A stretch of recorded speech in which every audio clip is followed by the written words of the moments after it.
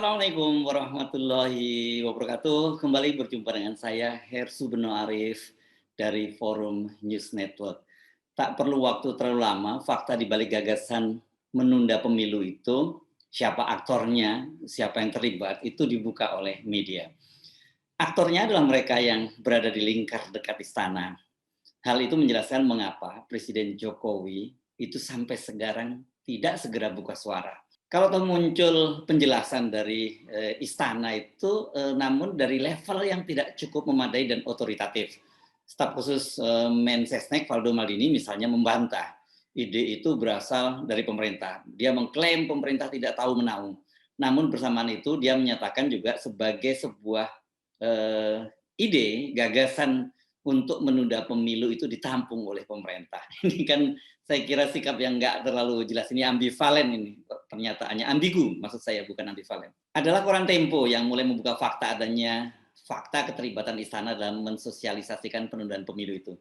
Skenario itu menurut Tempo disusun oleh Laboratorium Indonesia 2045 atau Lab 45 yang dipimpin oleh orang dekat Presiden Jokowi, Andi Wijayanto, yang pekan lalu itu baru saja ditunjuk menjadi Gubernur Lemhanas. Mereka kemudian bergerilya ke Senayan, tempat wakil rakyat. Nah, ini Tempo menyebut yang didekati anggota Komisi 9 dari Golkar, Melkius Mekeng, dan Ketua DPD RI, Lanyala Mataliti. Info ini tampaknya sih kurang valid ya, terutama berkaitan dengan peran dari Ketua DPD RI Lanyala Mataliti. Melkius Mekeng ini langsung bersuara, tak lama setelah Ketua Umum PKB Muhaimin Iskandar, kemudian Ketua Umum Partai Golkar Airlangga Hartarto, dan Ketua Umum Partai Amanat Nasional Zulkifli Hasan menyuarakan itu ke publik dengan berbagai argumentasi masing-masing ya. Anda ingat, kemarin masih ingat ya, ke Muhaimin menyatakan dia bahwa baru bertemu dengan para pelaku UMKM yang menginginkan adanya penundaan pemilu, dan kemudian juga dia katanya dia mengutip big data gitu yang kemudian juga dibantah oleh pendiri Drone Emprit Ismail Fahmi yang menyatakan dia mempertanyakan big data yang disampaikan oleh Muhaimin. Juga sementara Airlangga Hartarto itu mengklaim bahwa dia bertemu dengan petani sawit di Riau yang meminta agar ada penundaan pemilu dan memperpanjang masa jabatannya Pak Jokowi. Sementara kemudian Zulkifli Hasan juga sama dengan alasan adanya pandemi, bahkan kemudian ditambahkan kalau Zulkifli Hasan ini jauh lebih aktual, yakni berkaitan dengan konflik di Ukraina dengan serbuan Rusia, dan itu berdampak terhadap perekonomian global. Itu yang disampaikan oleh mereka. Masing-masing ini memang diminta untuk menyuarakan itu, dan menurut Tempo sebenarnya yang pertama kali diminta menyuarakan itu adalah Golkar, tapi entah kenapa kemudian justru Muhaimin yang lebih mengambil inisiatif mencuri start dengan lebih dulu mengumumkan dibandingkan dengan Airlangga Hartarto. Nah sebaliknya ini Lanyala, Ketua DPD yang disebut-sebut dia juga mendukung soal ini, langsung tegas membantahnya dia. Bahkan secara khusus itu Lanyala membuat siaran pers bahwa masyarakat yang ini kalau sampai diwujudkan penundaan pemilu, masyarakat yang kehabisan kesabarannya itu bergerak dan menawur pemerintah. Kata tawur ini adalah kosakata khas Jawa Timuran yang seperti kita ketahui kan, Lanyala ini walaupun dia adalah etnis Bugis, tapi dia bisa dianggap sebagai arek Surabaya karena dia sejak lahir sampai besar tumbuh di Surabaya. Jadi dia menggunakan kosakata tawur ini, apa ya kira-kira sejajarnya? Ini ada semacam amuk massa gitu ya, tentang adanya orang dekat istana, orang kuat gitu yang berkuasa, yang menekan para pimpinan partai-partai politik. Ini kan muncul juga sebelumnya dari pernyataan Sekretaris Umum Pengurus Pusat Muhammadiyah Profesor Abdul Muti. Dia mengaku yaitu mendengar para pimpinan parpol itu ditekan untuk menyuarakan penundaan pemilu itu. Siapa yang menekan mereka? Muti tak menyebutnya. Dan gambarannya siapa orang kuat yang bisa menekan para ketum, karena kalau para ketua umum partai ini, bahkan salah satunya adalah Menko, bisa ditekan oleh orang ini, tentu si orang ini adalah kuat itu.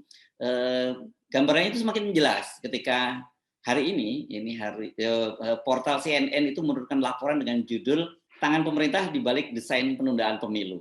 CNN mendapat bocoran rapat terbatas yang dilaksanakan di rumah Ketua Umum DPP PAN Zulkifli Hasan pada tanggal 13 Februari lalu. Kepada para tinggi partai PAN ini Zulhas mengaku bahwa pernah diundang oleh Luhut khusus membicarakan usulan penundaan pemilu dan Pilpres 2024. Dan PAN itu diminta untuk mendukung dan harus disampaikan ke publik. Wah, ini menarik ini kata-kata harus disampaikan ke publik oleh Ketua Umum dalam rapat koordinasi nasional pemenangan pemilu PAN yang digelar 15 Februari lalu.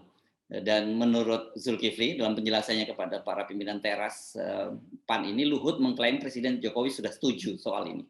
Zulkifli, saya masih mengutip CNN ini, lantas meminta pendapat dari elit partainya. Salah satu petinggi PAN yang hadir membeberkan Zulkifli bertanya apakah tepat jika PAN menjadi partai pertama yang melontarkan usulan penundaan pemilu 2024 di forum Rakornas. Semua petinggi PAN yang hadir di rumah Zulhas sepakat tidak terburu-buru menyampaikan usulan tersebut dan perlu membahasnya bersama pengurus lain. Ini memang agak menarik. Kenapa? Karena Rakornas ini tujuannya adalah sebagai upaya pemenangan dari pemilu PAN. Jadi kalau kemudian dia mengumumkan di situ kan menjadi sangat sangat ambigu. Satu sisi dia menggelar rapat untuk pemenangan, di satu sisi dia kemudian mengumumkan penundaan pemilu. Jadi memang nggak masuk akal. CNN mengaku sudah mengkonfirmasi Zulhas terkait pertemuannya dengan Luhut Binsar Panjaitan. Namun Zulkifli enggan menjawab secara gamblang. Saya komunikasi biasa saja dengan Pak Luhut, kata dia, itu ketika ditemui di DPR hari Jumat lalu. Sepekan kemudian pengurus DPP PAN kembali menggelar pertemuan ini pada tanggal 23 Februari. Kali ini digelar di salah satu restoran milik putra Ketua Dewan Kehormatan PAN Sutrisno Bahir, itu di kawasan Senayan. Salah satu pengurus PAN yang hadir bercerita di tengah jamuan Zulhas pamit karena ada pertemuan mendadak dengan Ketua Umum Golkar Erlangga Hartarto. Zulkifli Hasan lalu kembali dan menceritakan hasil pembicaraan dengan Erlangga kepada pengurus PAN yang masih berada di restoran. Erlangga, kata Zulhas, menegaskan dukungan Golkar atas penundaan pemilu 2024 dan akan menyampaikan saat kunjungan kerja ke Riau 24 Februari lalu. Nah, dari sini jelas bahwa dukungan dari para petani sawit ini adalah bagian dari operasi ini. Jadi ini pasti sudah direkayasa muncul itu dan kemudian digunakan oleh Erlangga Hartarto untuk memberikan justifikasi atau semacam cara yang halus dari Erlangga untuk menyampaikan ini. Jadi Erlangga tidak vulgar seperti Zulhas atau Muhaimin yang langsung mendukung, tapi dia menyatakan ada aspirasi dari petani sawit. Erlangga kemudian meminta Zulhas segera bicara terbuka atas nama PAN mendukung penundaan pemilu 2024. Erlangga pun meyakinkan bahwa Presiden Jokowi telah memerintahkannya untuk mendorong penundaan pemilu 2024. Jadi dari sini sudah firm ya disebutkan gitu bahwa tadi Pak Luhut menurut versi Zulhas mengklaim dia sudah Presiden sudah setuju, dan kemudian Zulhas juga mengklaim tadi bahwa Erlangga Hartarto juga sudah mendapat perintah dari Presiden Jokowi. Jadi ini kelihatannya kenapa membuat kemudian Zulkifli Hasan sangat bersemangat ketika menyampaikan itu. Jadi dari sumber-sumber CNN di lingkungan pemerintahan itu dinyatakan bahwa misi menunda pemilu 2024 ini sebenarnya kan sudah diupayakan sejak lama, bukan hanya baru-baru ini. Alasannya ada sejumlah program pemerintah yang belum rampung akibat pandemi COVID-19. Salah satu yang jadi alasan adalah proyek pemindahan ibu kota negara ke Kalimantan Timur. Misi memunculkan isu penundaan pemilu 2024 ini juga didasari katanya big data. Nah, ini yang dinyatakan oleh Muhaimin ya. Dari jutaan percakapan di media sosial, diklaim ada begitu banyak, bahkan mayoritas di media sosial yang mendukung jika Presiden Jokowi lanjut menjabat. Setelah itu baru diatur siasat siapa saja tokoh yang perlu bicara di depan publik. Nah, Menteri Investasi Bahlil Lahadalia sudah menyampaikan pada 10 Januari lalu, dia mengklaim usulan itu aspirasi dari pengusaha. Ini modusnya sama, aspirasi pengusaha, aspirasi UMKM, aspirasi petani sawit, dan kemudian juga ada soal big data. Tapi kita ingat ya pada waktu Bahlil waktu itu dia menyampaikan, dia justru dibully kan. Seperti kita ketahui kemudian dilanjutkan oleh Ketua Umum PKB Muhaimin Iskandar, Ketua Umum Zulkifli Hasan, dan Ketua Umum Golkar Erlangga Hartarto. Nah, menurut sumber dari CNN ini, hulu dari semua arahan kepada partai politik itu bersumber dari Menko Marinvest Luhut Binsar Panjaitan. Benarkah itu? Nah, juru bicara Menko Marinvest Luhut Panjaitan, Jody Mahardi, Ya, membantah itu. Dia mengakui bahwa Luhut memang sering bertemu dengan tokoh politik. Namun dia menampik usulan penundaan pemilu 2024 itu didesain oleh Luhut. Menurut Jody, dia tahu bahwa Pak Luhut itu sering sekali bertemu dengan tokoh-tokoh politik dan membrief perkembangan terkini. Tapi sejauh yang dia tahu tidak ada pembahasan atau perpanjangan itu dari Pak Luhut. Itu nggak ada, kata Jody. Dari laporan investigasi di media tadi, kita sekarang mendapat gambaran mengapa tiba-tiba itu muncul ide penundaan pemilu. Nah, sayangnya nih operasi politik tersebut tampaknya tidak akan berjalan mulus. Dari 5 parpol pengusung pemerintah hanya Golkar, PKB dan PAN yang langsung tunduk pada arahan dari Pak Luhut ini. Nasdem yang semula disebut tengah pikir-pikir itu juga akhirnya menolak. Sementara P3 yang disebut sudah setuju ternyata kemudian balik badan. Wakil Ketua MPR dari P3 Arsul Sani itu menjawab pertanyaan soal penundaan pemilu ini, dia menyarankan tanya dong kepada rakyat, jangan kepada lembaga survei. Arsul tampaknya menyindir sejumlah lembaga survei yang sebelumnya dikerahkan untuk membangun opini publik bahwa mayoritas rakyat itu puas terhadap kinerja Jokowi Ma'ruf. Publikasi survei kepuasan publik itu tampaknya merupakan rangkaian operasi politik ini, jadi semacam conditioning, cipta kondisi bahwa rakyat Indonesia itu memang menginginkan Jokowi itu diperpanjang masa jabatannya. Karena itu kemudian muncul alasannya logis dari para ketua umum partai tadi, dari Golkar, dari PKB dan dari PAN, bahwa pemilu ditunda. Sebenarnya pemilu ditunda itu bahasa lain adalah masa jabatan Jokowi diperpanjang. Penolakan yang jauh lebih keras itu datang dari PDIP. Selain melalui Sekjen Hasto Kristianto, sebuah media, yakni inilah.com misalnya, melaporkan, dia mengutip sumber yang katanya sangat layak dipercaya bahwa Ketua Umum PDIP Megawati sangat marah dengan usulan itu, dan dia menyatakan dengan keras bahwa memangnya negara ini nenek moyangnya sehingga pemilu mau ditunda. Ini pernyataan yang sangat keras dari Ibu Megawati. Walaupun Megawati sudah menolak, namun publik itu sampai setidaknya hari Rabu siang ya, masih menunggu-nunggu bagaimana sebenarnya sikap Gerindra. Sikap Gerindra ini akan sangat menentukan bagaimana kelanjutan operasi politik menunda pemilu ini. Jadi karena kalau hitungan kalkulasi politiknya itu memang sekarang ini yang mendukung pemilu itu, saya kemarin sudah menghitung, yang menolak penundaan pemilu ini saya sudah hitung itu, kalau anggota DPD-nya 25% yang mendukung ini, opsinya jadi sekitar 369 anggota MPR yang mendukung penolakan ini. Sementara yang menyetujui itu sekitar 30, hanya 308. Jadi ada di situ bahwa Gerindra ini akan sangat menentukan. Kalau Gerindra kemudian mendukung penundaan pemilu, maka dipastikan juga di MPR komposisinya pendukung ini akan lebih menang, lebih kuat. Gitu.